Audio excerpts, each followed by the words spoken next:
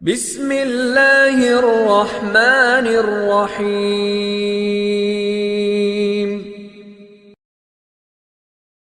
الحمد للہ وکفا والصلاة والسلام على سیدنا المصطفى وعلى آلہ الطیبین الطاہرین الاولیاء وعلى آلہ واصحابہ واہل بیتہ ورفقاء، اما بعد فاعوذ باللہ السمیع العلیم من الشیطان الرجیم، بسم اللہ الرحمن الرحیم، وما ارسلنا من رسول الا لیطاع باذن اللہ ولو انہم اذ ظلموا انفسہم جاؤوک فاستغفروا اللہ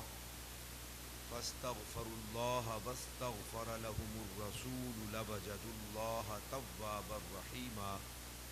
آمنت باللہ صدق اللہ مولانا العظیم، ان اللہ وملائکتہ یصلون علی النبی یا ایہا الذین آمنوا صلوا علیہ وسلموا تسلیما۔ الصلاۃ والسلام علیک یا سیدی یا رسول اللہ، الصلاۃ والسلام علیک یا سیدی یا حبیب اللہ، الصلاۃ والسلام علیک یا سیدی یا شفیع المذنبین، وعلی آلک واصحابک یا سیدی یا رحمۃ للعالمین۔ اللہ جل وعلا کی بارگاہ صمدیت میں انتہائی عاجزانہ حمد و ثنا کا نذرانہ عقیدت پیش کرنے کے بعد حضور نبی رحمت ختمی مرتبت مصطفیٰ جان رحمت صلی اللہ تعالی علیہ وآلہ وسلم کی بارگاہ عرفہ و عالی شان میں انتہائی عاجزانہ درود و سلام کا نذرانہ پیش کرنے کے بعد نہایت واجب الاحترام ذوی الاحتشام احباب ذی وقار رب ذوالجلال کا احسان عظیم، جس مالک کائنات نے اپنی بارگاہ اقدس میں حاضری کی توفیق نصیب فرمائی، رب ذوالجلال ہم سب کی بلا حساب بخشش و مغفرت فرمائے، اور کریم آقا صلی اللہ علیہ وآلہ وسلم آپ کی مودت و محبت میں زندگی کا ایک ایک لمحہ بسر کرنے کا شرف نصیب فرمائے۔ آج ہماری گفتگو کا عنوان ہے روضہ رسول صلی اللہ تعالی علیہ وآلہ وسلم کی زیارت۔ یقیناً جس طرح اہل ایمان کے دل کریم آقا صلی اللہ تعالی علیہ وآلہ وسلم کی حیات ظاہرہ میں آپ صلی اللہ علیہ وآلہ وسلم کے لیے بیتاب رہا کرتے تھے، اور دور دراز کے سفر کے بعد اور ہزاروں مصائب و آلام اور مشقتوں کو برداشت کر کے اصحاب رسول نبی اکرم صلی اللہ تعالی علیہ وآلہ وسلم کی بارگاہ اقدس میں حاضری دیا کرتے تھے، آپ صلی اللہ علیہ وآلہ وسلم سے برکت کو حاصل کرتے، آپ صلی اللہ علیہ وسلم کی دعاؤں کو حاصل کیا کرتے، اپنے احبا کو، اعزا و اقربا کو، اور بالخصوص اپنے بچوں کو نبی پاک صلی اللہ علیہ وآلہ وسلم کی بارگاہ میں حاضر کیا کرتے، اور کریم آقا علیہ الصلوۃ والسلام کی دعائیں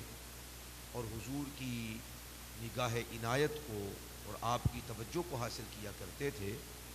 اسی طرح بغیر کسی فرق کے کریم آقا علیہ الصلوۃ والسلام کے وصال باکمال کے بعد اصحاب رسول اور اس کے بعد آج تلک اہل ایمان کریم آقا علیہ الصلوۃ والسلام کے غلام محبوب علیہ الصلوۃ والسلام کے مزار پر انوار پر حاضر ہو کر آپ صلی اللہ علیہ وآلہ وسلم کی توجہات کو اور زیادہ حاصل کرتے ہیں، اور حضور کے مزار اقدس کو اپنی حاجات کا، اپنی بخشش کا وسیلہ اور ذریعہ سمجھتے ہیں۔ سیدنا حضرت ابو ایوب انصاری رضی اللہ تعالی عنہ آپ کا بڑا معروف واقعہ مسند احمد بن حنبل کے اندر موجود ہے کہ آپ رضی اللہ تعالی عنہ کریم آقا علیہ الصلوۃ والسلام کے ساتھ یوں تو سارے صحابہ ہی لا تعداد اور لا متناہی، کہ کسی انسان کے بس کی بات نہیں ہے کہ وہ کوئی پیمانہ لے کر یا اصحاب رسول کی مودت و محبت کو تولنے کے لیے کوئی ترازو لے کر نکلے اور یہ دعویٰ کرے کہ میں نے اصحاب رسول کے عشق کو اور ان کی محبت کو تول لیا ہے یا ماپ لیا ہے۔ وہ لا تعداد بے تحاشا لا متناہی سلسلے تھے جذبات کے جو اصحاب رسول کو اللہ سبحانہ و تعالیٰ نے عطا فرما رکھے تھے۔ تو حضرت ابو ایوب انصاری رضی اللہ تعالیٰ عنہ ان عشاق کے اندر آپ کا نام بھی سر فہرست ہے۔ کریم آقا علیہ الصلوۃ والسلام کی بظاہر میزبانی کا اور حقیقت میں غلامی کا شرف مدینہ المنورہ کے اندر سب سے پہلے آپ ہی کو شرف حاصل ہوا، تو آپ کو بھی بے انتہا محبت تھی۔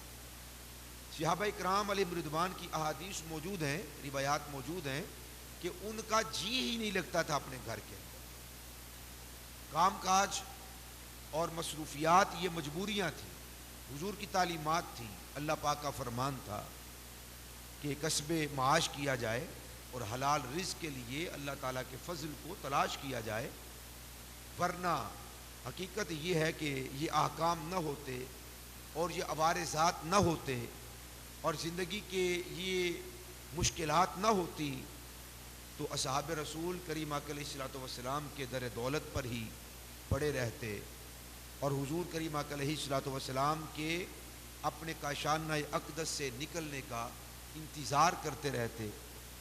کتنے صحابہ کی احادیث موجود ہیں کہ وہ سارا دن ساری رات ٹک ٹکی باندھ کر حضور کی دہلیز کی طرف ہی دیکھتے رہتے تھے کہ کب آپ صلی اللہ علیہ وآلہ وسلم اپنے در دولت سے، اپنے کاشانہ اقدس سے باہر تشریف لے کر آئیں، اور بالخصوص حضور کے وہ ایام کے جن میں حضور بیمار ہو گئے، آخری 5 دن حضور کے کریم آقا علیہ الصلوۃ والسلام کے۔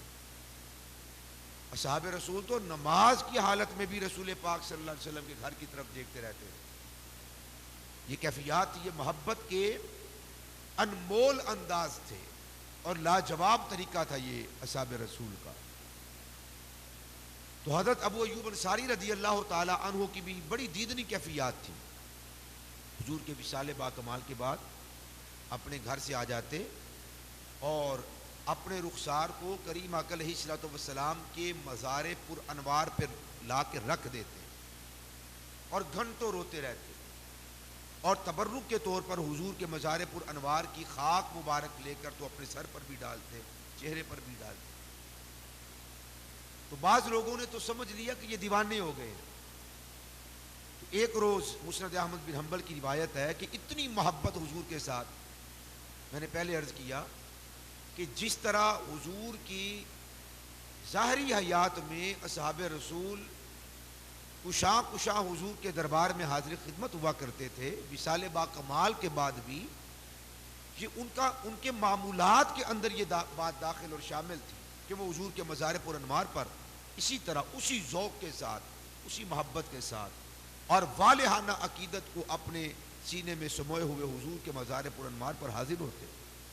حضرت ابو ایوب انصاری رضی اللہ تعالیٰ عنہ اسی عقیدت اور فرط محبت کے اندر اپنے رخسار کو حضور کے مزار پر انوار پہ لا کے رکھ دیتے، بلکہ بعض روایات میں ہے کہ اپنے وجود کو حضور کے مزار پر رکھ دیتے، یا ترجمہ کرنے والوں نے ترجمہ کیا کہ وہ گرا دیتے۔ یہ بھی ایک عجیب سا ترجمہ اور بہرحال اپنی ایک ذوق ہے۔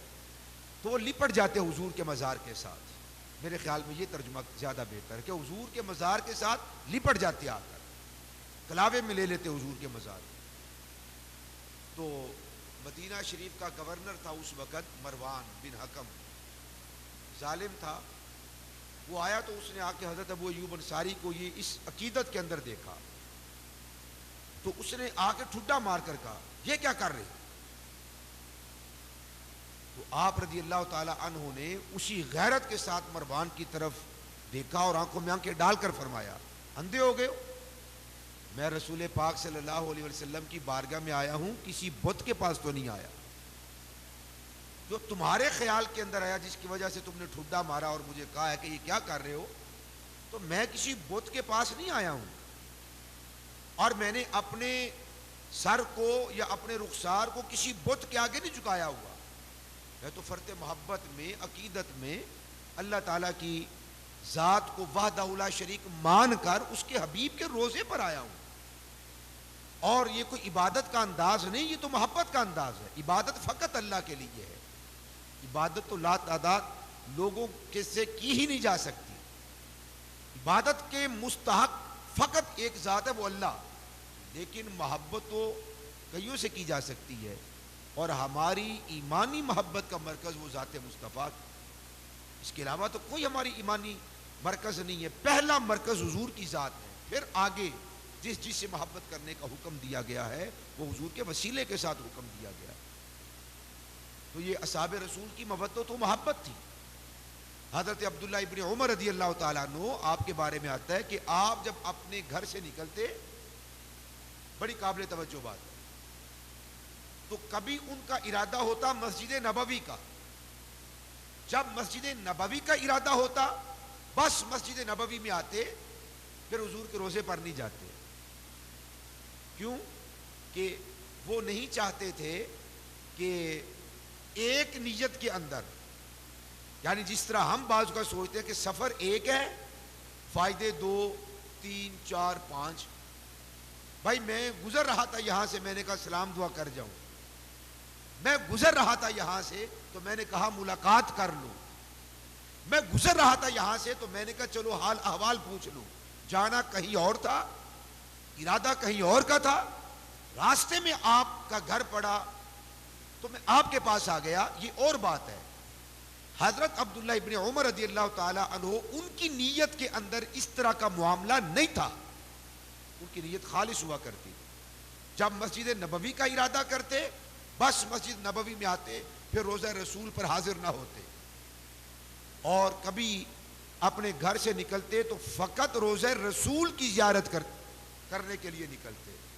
جب روزہ رسول کی زیارت کرنے کے لیے نکلتے تو پھر مسجد نبوی میں نہ جاتے، یہ خیال کر کے مسجد نبوی کے اندر ہی حضور کا روزہ پاک ہے نا، یہ خیال کر کے آیا تو ہوں، چلو 2 گانا بھی ادا کر لوں، تحیت المسجد بھی ادا کر لوں، 2 نفل بھی ادا کر لوں مسجد میں کہ مجھے ڈبل ثواب مل جائے. نہیں، جب مسجد کا ارادہ ہے تو پھر مسجد تک. اور جب روزہ رسول صلی اللہ علیہ وسلم کا ارادہ ہے تو پھر حضرت عبداللہ ابن عمر صرف روزہ رسول کی زیارت کرتے، دعا کرتے، سلام کرتے اور پھر واپس چلے جاتے. لا تعداد اصحاب رسول کا یہ معمول ہے. لا تعداد اصحاب رسول کا یہ معمول ہے کہ وہ کریم آقا علیہ الصلوۃ والسلام کے روزہ پاک کی زیارت کے لیے اپنے آپ کو باقاعدہ تیار کرتے تھے، اور اسی محبت کے ساتھ، اسی عقیدت کے ساتھ کریم آقا علیہ الصلوۃ والسلام کے روزہ پاک پہ حاضر ہوتے. سیدنا حضرت امام مالک بہت بڑے امام ہیں رحمت اللہ تعالی علیہ. سیدنا حضرت امام مالک فرماتے ہیں کہ جب آپ روزہ رسول پر جائیں تو یہ مت خیال کریں کہ آپ حضور کے روزے پر آئے ہیں، مزار پر آئے ہیں، قبر مصطفیٰ کے پاس آئے ہیں. یہ خیال نہ کریں، بلکہ یہ خیال کرنا کہ میں حضور کی قبر پر آیا یا روزے تک آیا. فرمایا کہ یہ خیال کرنا جائز نہیں، یہ خیال کرنا مکروہ ہے. جو بندہ جاتا ہے نا تو یہ نہ کہے کہ میں روزہ رسول کے پاس آیا، میں قبر رسول کے پاس آیا، اور آ کر یہ نہ بتائے کہ میں حضور کے روزے پر بھی گیا تھا. صحیح ہے، یہ نہ کہے کہ میں حضور کے روزے پر گیا تھا. فرماتے ہیں یہ کہنا مکروہ ہے، اور علماء نے تصریح کی کہ مکروہ تحریمی ہے، اور مکروہ تحریمی گناہ ہوتا ہے. یہ مت کہے کہ میں روزہ رسول پر گیا، پھر کیا کہے؟ وہ کہے کہ میں حضور کے دربار میں گیا. اس کا یہ یقین ہونا چاہیے کہ میں حضور کے پاس گیا ہوں، میں حضور کے پاس گیا ہوں، اور مجھے رسول پاک صلی اللہ علیہ وسلم کے دربار عالی شان میں حاضری کی توفیق نصیب ہوئی ہے. جہاں تک اصحاب مودت نے کریم آقا علیہ الصلوۃ والسلام کے روزہ پاک کی حرمت کو بیان کیا ہے، یعنی دل کے اندر اور سینے میں یہ محبت پالنی چاہیے۔ اصحاب رسول کا تو یہ معمول تھا کہ کریم آقا علیہ الصلوۃ والسلام کے روضہ پاک کی زیارت نہ کرتے تو ان کا ایک عجیب کیفیت ہوتی، سفر سے واپس آتے تو روضہ رسول پہ حاضری دیتے۔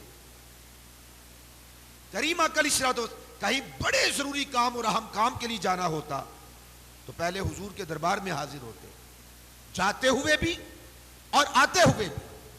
یہ اصحاب رسول کا معمول بن گیا تھا، اور اس کے بعد تابعین کا معمول بن گیا، اور اس کے بعد آج تلک امت مصطفیٰ کا اور حضور کے غلاموں کا یہ انداز ہے۔ بلکہ اس آیت مقدسہ کے اندر سورۃ النساء کی آیت نمبر 64 میں وَمَا أَرْسَلْنَا مِن رَّسُولٍ إِلَّا لِيُطَاعَ بِإِذْنِ اللَّهِ، اللہ پاک فرماتا ہے ہم نے رسولوں کو نہیں بھیجا، ہم نے تو رسولوں کو کائنات میں اس لیے بھیجا ہے تاکہ وہ إِلَّا لِيُطَاعَ بِإِذْنِ اللَّهِ، تاکہ وہ اللہ سبحانہ و تعالیٰ کی اطاعت کریں، فرما برداری کریں، اللہ کے حکم کے آگے اپنے سر کو خم کر دیں۔ وَلَوْ أَنَّهُمْ إِذْ ظَلَمُوا أَنفُسَهُمْ جَاءُوكَ، اور جب کوئی اپنی جان پہ ظلم کر لے تو اے محبوب وہ آپ کے دربار میں آئے۔ دو حکم دیے گئے، رسولوں کو بھیجنے کا مقصد بتلایا، اور دوسری وجہ یہ بیان کر دی اس آیت کے اندر، جب بھی کوئی بندہ اپنی جان پہ ظلم کر لے تو جاؤک، محبوب وہ آپ کے دربار میں آ جائے۔ فاستغفر اللہ، بس وہ اللہ سے مغفرت طلب کرے، واستغفر لهم الرسول، اور رسول اللہ صلی اللہ علیہ وسلم بھی اس کے لیے استغفار کرے، بخشش طلب کرے، لوجد اللہ توابا رحیما، تو وہ ضرور بھی ضرور اللہ سبحانہ و تعالیٰ کو بہت زیادہ توبہ قبول فرمانے والا اور رحم فرمانے والا پائے۔ صحابہ اکرام چونکہ حضور کے دربار میں آیا کرتے تھے دعا کروانے کے لیے، اپنی بخشش کی دعا کروانے کے لیے، اپنی دنیاوی حاجات کے لیے، اپنی اخروی حاجات کے لیے، تو ایک دیہاتی، ایک بدو اپنے علاقے سے چلا حضور کریم آقا علیہ الصلوۃ والسلام کے دربار میں۔ اسے نہیں معلوم تھا کہ حضور کا وصال باکمال ہو گیا، اسے یہ خبر نہیں پہنچی تھی، تو وہ اپنی بخشش کروانے کے لیے اور رسول اللہ صلی اللہ علیہ وسلم سے دعا کروانے کے لیے اپنے علاقے سے نکلا۔ جب وہ مدینہ شریف میں پہنچا تو اسے معلوم ہوا کہ رسول پاک صلی اللہ علیہ وسلم تو ظاہری وصال فرما چکے ہیں، حضور تو پردہ کر چکے ہیں۔ حضرت علی المرتضیٰ سے روایت ہے، خود حضرت مولا کائنات نے فرمایا قادم علینا اعرابی بعدما دفنا رسول اللہ صلی اللہ علیہ وسلم بثلاثۃ ایام، کریم آقا علیہ الصلوۃ والسلام کو دفن کیے ہوئے ہم کو 3 دن گزر گئے تھے کہ ایک اعرابی چلتا چلتا حضور کے دربار میں آیا۔ اس کا یہ بھی مطلب ہے کہ وہ قرب و جوار سے نہیں آیا تھا، بڑی دور سے دعا کروانے کے لیے آیا تھا حضور کے دربار میں۔ حیات مصطفیٰ میں مجھے بتائیے کیوں ضروری تھا کہ اصحاب رسول اگر کوئی ایسا معاملہ ہو جائے تو وہ حضور کے دربار میں آئے دعا کروانے کے لیے، از خود دعا کر لیتے؟ کیا اللہ تعالیٰ اس وقت صحابہ کی دعا نہیں سنتا تھا؟ کیا قبول نہیں فرماتا تھا؟ تو اپنے وطن کے اندر رہ کے، اپنے علاقے میں رہ کے، اپنے گاؤں میں رہ کے وہاں رہ کر دعا کر لیتے۔ ان سے کوئی معاملہ ہو گیا، کیا معاملہ تھا وہ جانے اور اللہ جانے، بس یہ آیا ہے کہ اس نے کوئی معاملہ ہو گیا اس سے، اور چلا وہ صحابی، وہ دیہاتی کہ چلو حضور کے پاس چلتے ہیں اور جا کر دعا کرواتے ہیں۔ وہ سورہ منافقون کے اندر ہے نا، وَإِذَا قِيلَ لَهُمْ تَعَالَوْا يَسْتَغْفِرْ لَكُمْ، آؤ چلو رسول پاک کے دربار میں چلیں اور ان سے جا کر دعا کروائیں، وہ اپنے سروں کو جھٹکتے، ہم حضور کے دربار میں جائیں، ہم حضور کے دربار میں جائیں، حضور سے جا کر دعا کروائیں؟ دعا تو اللہ سے کرنی ہے، کہیں پر بھی کی جا سکتی ہے۔ یستغفر لکم رسول اللہ لووا رؤوسہم ورأیتہم یصدون، محبوب آپ ان کو دیکھتے ہیں کہ وہ خود بھی نہیں آتے اور لوگوں کو بھی روکتے، خبردار وہاں پہ مت جاؤ، خود دعا کر لو۔ یعنی اللہ پاک یہ چاہتا ہے کہ جب بھی کوئی معاملہ ہو جائے تو میرے محبوب کے دربار میں حاضری دو، ان سے دعا کرواؤ، رسول پاک دعا کر دیں اور تم بھی دعا کرو، استغفار کرو، اور رسول بھی دعا کریں، تو پھر اللہ سبحانہ و تعالی یقینی طور پر تمہاری بخشش و مغفرت فرما دے گا۔ جس طرح صحابہ زندگی میں جاتے تھے بعد از وصال بھی جایا کرتے تھے۔ حضرت علی المرتضیٰ فرماتے ہیں کہ وہ بندہ آیا اور اس کو بتایا کہ حضور کا تو وصال باکمال ہو گیا، فرما بنفسہ علی قبر رسول اللہ۔ رما یرمی کا معنی ہوتا ہے پھینکنا، بڑی معروف آیت ہے، وما رمیتا اذ رمیتا ولکن اللہ رما۔ محبوب آپ نے تو کنکریاں نہیں پھینکی، جب آپ نے ہی پھینکی وہ تو اللہ نے پھینکی۔ تو رما کا مطلب ہوتا ہے گرا دینا، پھینکنا۔ فرما بنفسہ علی قبر رسول اللہ صلی اللہ تعالی علیہ وآلہ وسلم۔ لفظ یہ بنتے ہیں لغوی کہ اس نے اپنا آپ کریم علیہ الصلوۃ والسلام کے مزار انوار پر گرا دیا، یعنی حضور کے مزار کے ساتھ وہ لپٹ گیا، اور وہ کہتا جاتا تھا وحسا علی رأسہ من تراب، وہ وہاں کی مٹی اٹھا کے تو اپنے سر میں ڈالنے لگا۔ فقال، کہنے لگا، قلتا یا رسول اللہ، اے اللہ کے رسول، آپ نے فرمایا فسمینا، ہم نے سنا، قولک، جو آپ نے فرمایا، ووعیت عن اللہ فوعینا عنک، آپ نے جو اللہ تعالیٰ سے لیا محفوظ کر لیا اپنے سینے میں، پھر آپ نے ہمیں پہنچایا تو ہم نے بھی اپنے سینے میں محفوظ کر لیا۔ وَكَانَ فِي مَا أَنزَلَ اللَّهُ عَلَيْكَ، مطلب یہ تھا کہ اللہ نے جو بھی حصہ قرآن کا اتارا ہے آپ پر، محبوب آپ نے اپنے سینے میں محفوظ کر لیا اور ہم تک پہنچا دیا، ہم نے بھی محفوظ کر لیا۔ اسی قرآن میں جو آپ نے ہمیں بیان کیا ہے اس کے اندر ہم نے یہ بھی پڑھا ہے وَلَوْ أَنَّهُمْ إِذْ ظَلَمُوا أَنفُسَهُمْ جَاءُوكَ فَاسْتَغْفَرُوا اللَّهَ وَاسْتَغْفَرَ لَهُمُ الرَّسُولُ لَوَجَدُوا اللَّهَ تَوَّابًا رَحِيمًا۔ جب بھی تم گناہ کر لو، اپنی جان پہ ظلم کر لو، اس جب بھی، یہ ظرف کے لیے آیا ہے، جب بھی تم کر لو، یہ نہیں فرمایا کہ حیات میں، حضور کی زندگی میں 1 سال کے لیے تمہیں یہ اجازت دی جاتی ہے، جب بھی تم اپنی جانوں پر ظلم کر لو تو میرے محبوب کے دربار میں آ جاؤ۔ یا رسول اللہ، اب میں آیا ہوں، مجھے پتا چلا کہ آپ کا وصال ہو گیا، اب میں کیا کروں؟ کہاں جاؤں میں؟ کس سے دعا کروں؟ کون میری بخشش کروائے؟ وہ روتا رہا، وہ روتا رہا، اور یہی بات بار بار کہتا رہا، قلت یا رسول اللہ فسمینا قولک ووعیت عن اللہ فوعینا عنک، جو آپ نے کہا ہم نے سنا، جو آپ نے اللہ سے محفوظ کیا وہ آپ نے ہمارے سینوں میں محفوظ کر دیا۔ اور اسی قرآن کے اندر آیا ہے جب بھی ظلم کر لو اپنی جانوں پر میرے محبوب کے دربار میں آ جاؤ، دعا کرو، اللہ سے استغفار کرو، وہ بھی رسول بھی تمہارے لیے استغفار کریں تو اللہ تمہاری بخشش کر دے گا۔ آقا، اب میں آیا ہوں تو آپ کا تو وصال ہو گیا ہے، اب مجھے بتائیے میں کدھر جاؤں؟ آپ کا قرآن جو آپ نے ہمیں بتایا ہے، اللہ کی جو کتاب ہے، اللہ کا کلام ہے، اس میں تو شک کی کوئی نہیں ہے۔ اب وہ صحابی یہ سمجھے کہ یہ حکم زندگی تک ہے، اسی لیے تو وہ اس طرح کی باتیں کرنے لگے۔ وَكَانَ فِي مَا أَنزَلَ اللَّهُ عَلَيْكَ، جبکہ آپ پر اللہ نے یہ نازل فرمایا ہے یہ آیت مقدسہ، وَقَدْ ظَلَمْتُ نَفْسِي وَجِئْتُكَ تَسْتَغْفِرُ لِي، اور میں آپ کے دربار میں آ گیا ہوں، میں نے اپنی جان پہ ظلم کر لیا ہے، اب میں کیا کروں؟ وہ یہ کہتا رہا۔ جب اس کا یہ استغاثہ بڑھ گیا اور وہ خوب روک روک کر حضور کے دربار میں یہ گزارش کرنے لگا، تو راوی کہتے ہیں فَنُودِيَ مِنَ الْقَبْرِ إِنَّهُ قَدْ غُفِرَ لَكَ، حضرت علی المرتضیٰ فرماتے ہیں مزار پر انوار سے آواز آئی، میرے دربار میں آنے والے میرے غلام، إِنَّهُ قَدْ غُفِرَ لَكَ، اللہ سبحانہ و تعالی نے تیری بخشش و مغفرت فرما دی۔ اچھا، ابھی اس نے استغفار کے کلمے نہیں کہے، ابھی اس نے یہ نہیں کہا کہ یا اللہ مجھے معاف کر دے، یہ کہا ہی نہیں، ابھی تو مناجات کر رہا ہے، ابھی تو یہ گزارش کر رہا ہے۔ ان کا خیال یہ تھا کہ اب حضور کا وصال ہو گیا ہے، حیات ہوتے تو زندہ ہوتے بظاہر، تو میں حضور کے دربار میں جاتا، حضور سے گزارش کرتا، استغفار کرتا، حضور بھی میرے لیے دعا کرتے تو میری بخشش ہو جاتی، اب میں کیا کروں؟ اگر حضور کے مزار سے آواز آئی فرمایا کہ انہو قد غفر لک، حضرت علی المرتضیٰ فرماتے ہیں آواز آئی کہ اے میرے غلام، اے بندہ مومن، اللہ سبحانہ و تعالیٰ نے تیری بخشش و مغفرت فرما دی ہے۔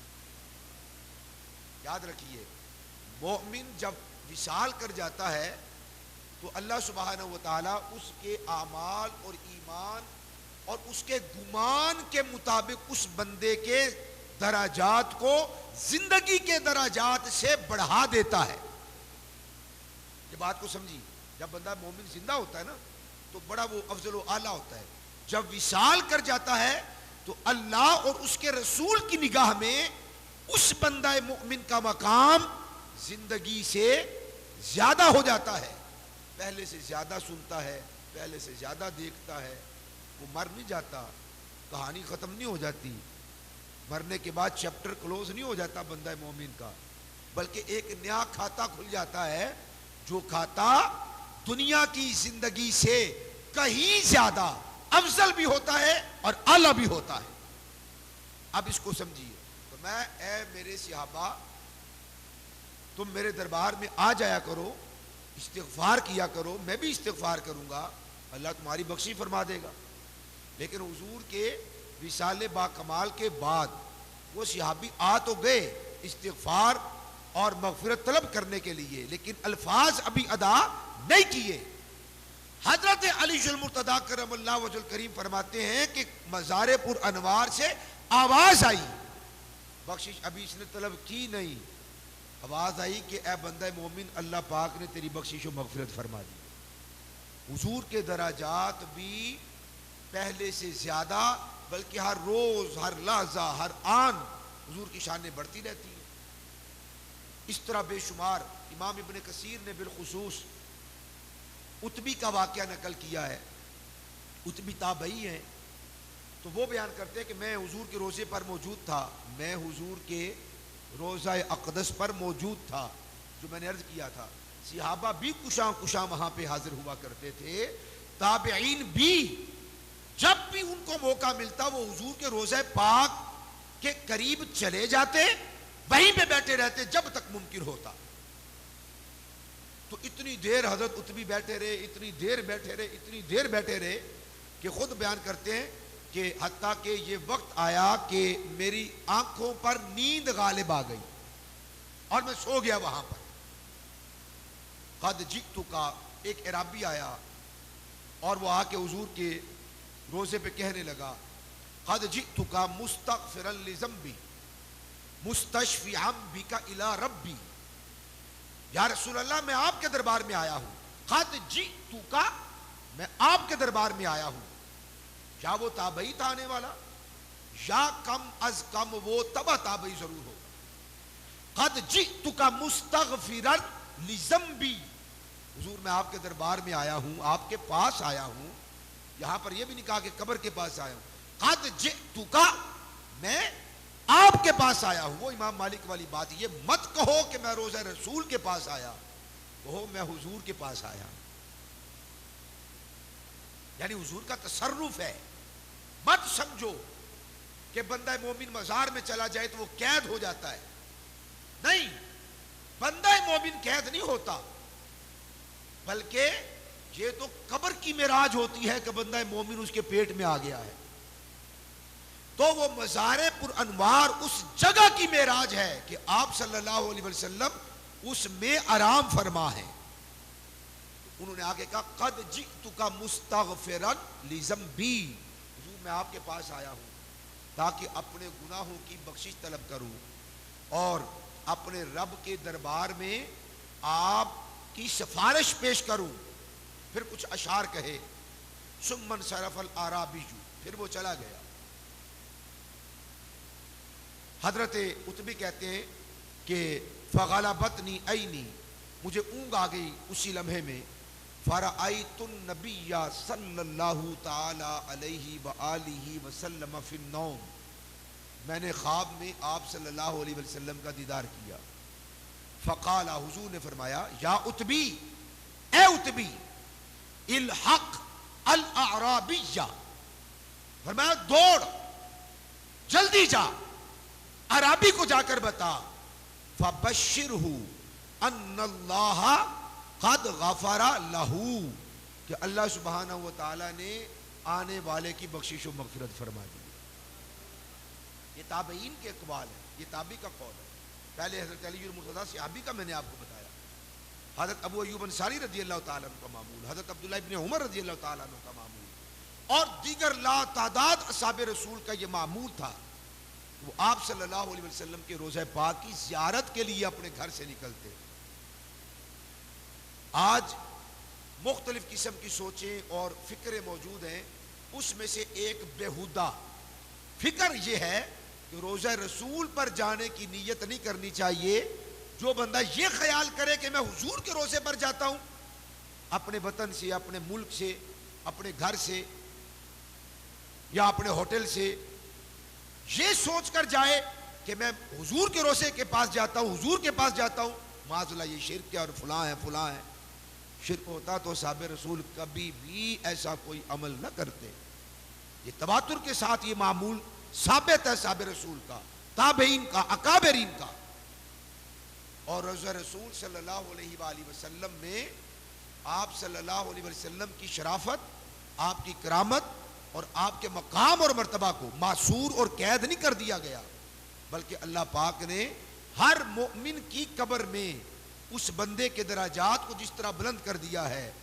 اگر کروڑوں انسان، اربوں انسان اور مومن اور غلام ہوں، اگر ان کے درجات بلند ہیں تو جن کے وسیلے سے مومنین کے درجات بلند ہیں، اس محبوب کا اپنا کیا مقام اور مرتبہ ہے، کوئی سوچ بھی نہیں سکتا۔ لہذا اپنے دل میں یہ امنگ رکھنا، تانگ رکھنا، کوشش کرنا کہ حضور کے دربار میں حاضری کا شرف نصیب ہو جائے، آپ کے گنبد خضرا کو دیکھنے کی طلب کرنا اور سنہری جالیوں کو دیکھنے کے لیے تڑپنا، یہ سنت اصحاب رسول ہے، اکابرین اور اسلاف کا طریقہ ہے۔ اور جن کو مل جائے یقیناً وہ خوش نصیب ہیں۔ رب ذوالجلال یہ طلب، یہ تڑپ ہمیں بھی نصیب فرمائے، ہماری نسلوں کو صبح قیامت تک یہ ذوق نصیب فرمائے۔ وما توفیق۔ اگر کسی خوش نصیب کو حج عمرہ کی سعادت حاصل ہوتی ہے، حضور کی بارگاہ میں حاضر ہونے کا کیا طریقہ کار ہونا چاہیے؟ دوسرا، اولیاء اللہ کے مزارات پہ جانے کا کیا طریقہ ہونا چاہیے؟ اور ہمارے بزرگان دین کس طرح جایا کرتے تھے؟ بہت اچھا سوال ہے جی۔ یہ تو ہے کہ جو جائے تو وہ ایسا کرے۔ پہلے تو میں یہ عرض کر دوں، جو نہیں بیچارہ گیا یا جو نہیں جا سکتا وہ کیا کر سکتا ہے نا؟ جو تو جائے گا وہ تو ماشاءاللہ بڑے خوش نصیب ہے۔ تو کئی بیچارے تڑپ رہے ہیں، کئیوں کی طلب ہے اور عمریں گزر رہی ہیں، تو ان کے لیے اکابرین نے یہ بات بیان کی ہے کہ آپ جہاں پر بھی ہیں، آپ جس بھی حالت میں ہیں، آپ باوضو ہو جائیں، خوشبو لگائیں، اور جس جگہ پہ آپ موجود ہیں وہاں پہ روشنی کو مدم کر لیں، پھر آنکھیں بند کر کے تصور کریں کہ آپ حضور کے روضے پر کھڑے، تصور کر لیں۔ فرماتے ہیں جو تصور کر لیتا ہے اللہ سبحانہ و تعالیٰ اسے اجر بھی اتنا عطا فرماتا ہے، اور جو اس کی مناجات اور دعائیں ہوتی ہیں اللہ تعالیٰ وہیں پہ اس کی قبول فرما لیتا ہے۔ اگر کبھی کوئی غلطی، کوئی کوتاہی، بتقاضا بشریہ جو خطا، کوئی لفظی سرزد ہو جائے تو یہ تصور باندھنا چاہیے، شرمندہ ہونا چاہیے، اور حضور کے روضہ پاک کا تصور اپنے ذہن کے اندر لا کر حضور کی ذات کا تصور جیسے جیسے بندہ جماتا جاتا ہے، بہت سارے لوگ ہیں کابرین نے اس بات کی وضاحت کی، ابتداءً بندے کو کچھ نظر نہیں آتا، کیا سوچے وہ، یہ اصل میں ہمارے گناہوں کا حجاب پڑا ہوتا ہے، ہمارے سامنے کوئی تصویر ہی نہیں آتی، ہمارے سامنے کوئی رخ ہی نہیں آتا، ہمارے سامنے کوئی تصور ہی نہیں بنتا۔ لیکن جب انسان مشق کرتا ہے، مشقت اٹھاتا ہے، ہر روز پریکٹس کرتا ہے، ہر روز دل جمی کے ساتھ اس بات پر وہ اپنا دھیان لگاتا ہے، توجہ لگاتا ہے، ایک دن آتا ہے کہ اللہ تعالیٰ بیچ کے ساری دیواروں کو ہٹا دیتا ہے۔ پہلے تو یہ ذوق پیدا کرنا چاہیے، تصورات میں جائیں یا حقیقت میں جائیں، تو بندہ مومن کو باوضو ہونا چاہیے، اپنے ذہن کو اللہ تعالیٰ کی وحدہ لا شریک، الحمدللہ ہمارا عقیدہ ہے، مزید اس کو سمجھنا چاہیے، مضبوط رکھنا چاہیے، اس کی ذات و صفات پر جو بھی ضروریات دین ہے وہ ان کا تقاضا، جو بھی تقاضا ہے وہ پورے ہونے چاہیے۔ جب آپ یہ ساری ایمان کی سلامتی کے ساتھ حضور کے دربار میں حاضر ہوں تو بزرگوں نے فرمایا ہے کہ کوشش کی جائے کہ وہ کریم آقا علیہ الصلوۃ والسلام کے روزہ اطہر کے قریب نہ جائے. حالانکہ فاصلہ بہت زیادہ ہے، سنہری جالیوں سے آگے ایک کمرہ ہے، کمرے کے اندر آپ صلی اللہ علیہ وسلم کا مزار پر انوار ہے، لیکن پھر بھی وہ جہاں تک ممکن ہو سکتا ہے ادب کے ساتھ، احترام کے ساتھ، وہ 1 گز کے فاصلے پر کم و بیش وہ حاضر ہو، اپنے سر کو جھکائے، اپنے ہاتھ کو باندھے اور کریم آقا علیہ الصلوۃ والسلام کے تصورات اپنے ذہن کے اندر رکھے اور حضور سے مناجات کرے، حضور کا وسیلہ پیش کرے، با ادب حاضری پیش کرے. اگر مزارے جو بزرگان دین ہیں، سیدنا حضرت عمر بن عبدالعزیز رضی اللہ تعالیٰ عنہ، آپ نیا لباس پہن کے، آپ غسل فرما کے، اچھی خوشبو لگا کے، بلکہ اپنے گھر سے پیدل بغیر کسی سواری کے اور بغیر کسی جوتے کے وہ کریم آقا علیہ الصلوۃ والسلام کے دربار میں جب حاضر خدمت ہوئے تو اس طرح کیفیت کے ساتھ اور یوں تصور کر کے کہ جس طرح ایک مجرم حضور کے دربار میں حاضر ہوتا ہے، بھاگا ہوا ایک آدمی اپنے آقا کے دربار میں جاتا ہے، یوں ندامت کے ساتھ، خجالت کے ساتھ، شرمندگی کے ساتھ یوں بندہ وہاں پر حاضر ہو، موبائل اپنے جیب میں رکھے، بالخصوص ہر 2 منٹ بعد نکال کے اس کی تصویریں کھینچتے ہیں، ہر 2 منٹ بعد. تصویر تو وہ ہے نا کہ جو یہاں پہ ہو، تصویر تو یہاں پہ ہونی چاہیے نا، تصویر تو یہاں پہ ہونی چاہیے. تو بہت سارے لوگ ہیں وہ تصویر کے چکر کے اندر بڑی بے ادبی بھی کر جاتے ہیں، توجہ بھی نہیں رہتی، اور بہت سارے لوگ وہیں پہ کھینچ کے وہیں پہ سینڈ کرنے کی مصیبت ان کو پڑ جاتی ہے. تو سب سے پہلے با ادب حاضری نصیب ہو، کعبہ شریف کی اور مسجد نبوی شریف کی حضور کے دربار میں حاضر خدمت ہو. تو یہ جو بیماری ہے نا، یہ ساتھ نہ ہو تو کروڑ درجے زیادہ بہتر. یکسوئی کے ساتھ آپ وہاں پر حاضری دیں، اپنی نگاہوں میں اس کو سموئیں، دل کے جو آئینہ ہے وہاں پہ اس تصویر کو اتاریں، مجرم بن کے، غلام بن کے، بگوڑا بن کے اپنے آقا کے دربار میں حاضر ہو، مناجات کرے. اور با ادب حاضری کا تقاضا یہی ہے کہ آدمی ہر دل سے جو میل کچیل ہے، بغض، اناد ہے، اس کو باہر نکالے اور حضور کے دربار میں جائے، کریم آقا علیہ الصلوۃ والسلام سے استغاثہ کرے، حضور سے توسل کرے، اللہ کے دربار میں وہاں پہ کھڑے ہو کر دعا کرے. کریم آقا علیہ الصلوۃ والسلام کے مزار پر انوار پر حضور کے دربار میں جب حاضری ہو، مواجہ شریف کے سامنے جب حاضر ہو تو وہاں پہ ادب کے ساتھ سر جھکا کر کریم آقا علیہ الصلوۃ والسلام کی ذات اقدس پہ درود و سلام بھیجے. پھر حضرت آگے جو مواجہ شریف ہے چھوٹا، وہ سیدنا صدیق اکبر رضی اللہ تعالیٰ کے چہرے کے بالکل سمت کی طرف وہ مواجہ شریف ہے، پھر وہاں پہ حاضر ہو. حضرت ابوبکر صدیق رضی اللہ تعالیٰ عنہ کی ذات پر وہ درود بھیجے، سلام بھیجے. پھر تیسرا جو مواجہ شریف ہے وہ حضرت فاروق اعظم رضی اللہ تعالیٰ عنہ، آپ کے بالکل چہرے کے سامنے جہاں پہ کریم آقا علیہ الصلوۃ والسلام کا سینہ اقدس ہے، تقریباً وہاں پہ حضرت ابوبکر صدیق کا سر ہے، اور جہاں پہ حضرت ابوبکر صدیق کا سینہ ہے وہاں پہ حضرت فاروق اعظم کا سر ہے. اوپر حضور، پھر تھوڑا سا نیچے حضرت ابوبکر، پھر تھوڑا سا نیچے حضرت عمر رضی اللہ تعالیٰ عنہ کا مزار ہے. تو اس طرح با ادب حاضری ہو.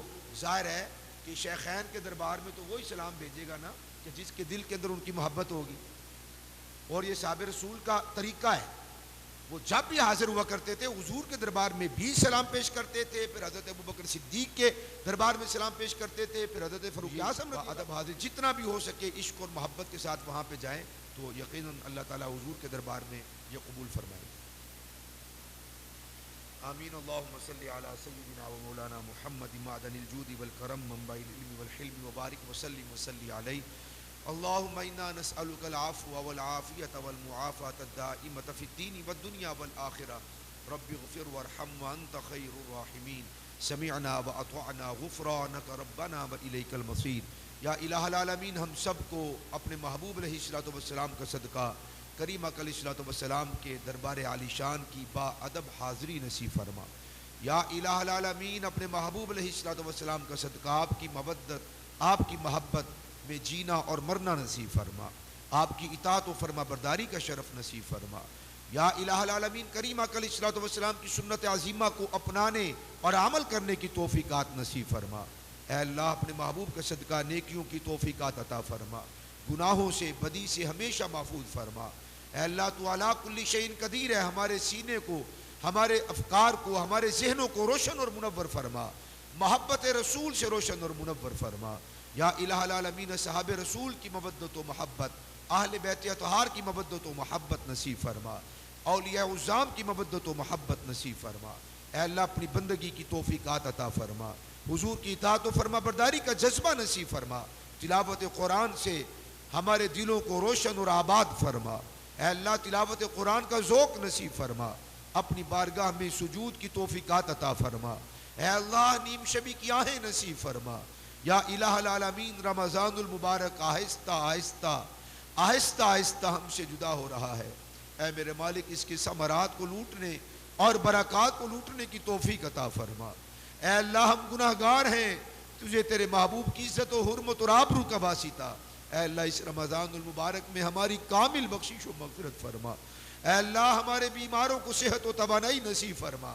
اے اللہ ہمارے بیماروں کو شفائے کاملہ واجلہ عطا فرما۔ اے اللہ ظاہری باطنی بیماروں کو ہر قسم کی بیماریوں سے، آفات و بلیات سے محفوظ فرما۔ اے اللہ امت مسلمہ پہ رحم و کرم فرما۔ غزہ و فلسطین سے لے کر برما و کشمیر تک حضور کے سارے غلاموں کو آزادی نصیب فرما۔ اے اللہ قبلہ اول کو رہائی نصیب فرما۔ یا الہ العالمین قبلہ اول کو رہائی نصیب فرما۔ مسلمانوں کو، حضور کے غلاموں کو آسودگی، راحت و فرحت نصیب فرما۔ اے اللہ اس مسجد کے فیضان کو عام فرما، تمام خدام کی خدمتیں اور نوکریاں چاکریاں قبول و منظور فرما، درس قرآن کا ایک ایک لمحہ مقبول فرما۔ وَأُفَوِّضُ أَمْرِي إِلَى اللَّهِ إِنَّ اللَّهَ بَصِيرٌ بِالْعِبَادِ فَصَلَّى اللَّهُ تَعَالَى عَلَى خَيْرِ خَلْقِهِ سَيِّدِنَا وَمَوْلَانَا مُحَمَّدٍ وَعَلَى آلِهِ وَأَصْحَابِهِ اجمعین برحمتک۔ یا ہاتھ بھی لگاتے ہیں یا وہاں پہ چومتے ہیں، بعض لوگ حد رکوع تک جھک جاتے ہیں، اور بعض تو اتنے مجذوب قسم کے لوگ ہوتے ہیں کہ وہ سجدے کی سی کیفیات بنا لیتے ہیں، تو اتنا جھکنا، سجدہ کرنا بھی حرام ہے، سجدے کی کیفیت بنانا بھی حرام ہے، اور حد رکوع تک جھک جانا بھی علماء نے سخت ترین اس کے اوپر بھی حکم لگایا ہے۔ تو آج کل بالخصوص چونکہ فتنوں کا اور شورش کا دور ہے اور فساد کا دور ہے، بڑے عجیب و غریب قسم کے حالات ہیں، تو سب سے زیادہ میں یہ سمجھتا ہوں کہ آج بالخصوص اپنی ذات پر کنٹرول کرنا چاہیے۔ آپ وہاں جا کر ایک گز دور رہ کر آپ با ادب حاضری پیش کریں، آپ وہاں پہ فاتحہ خوانی کریں، آپ ان کے وسیلے سے اللہ سبحانہ و تعالیٰ سے مانگیں، اللہ تعالیٰ سے طلب کریں، تو جو الفاظ آپ رکھیں تو اللہ تعالیٰ سے آپ نے طلب کرنا ہے۔ بزرگوں کا وسیلہ دینا جائز ہے، مانگنا اللہ تعالیٰ سے ہے، اور حد رکوع تک بھی نہ جھکے، اور کوشش کریں کہ وہاں پہ ہاتھ لگانا اور جا کے چومنا، یا دہلیز کو جا کے ہاتھ لگانا، اور جو دروازہ ہوتا ہے اس چوکھٹ کو جا کے اس کو چھوتے ہیں اور پھر چومتے ہیں، تو اس میں سے کسی کی بھی کچھ کرنے کی بھی ضرورت نہیں ہے۔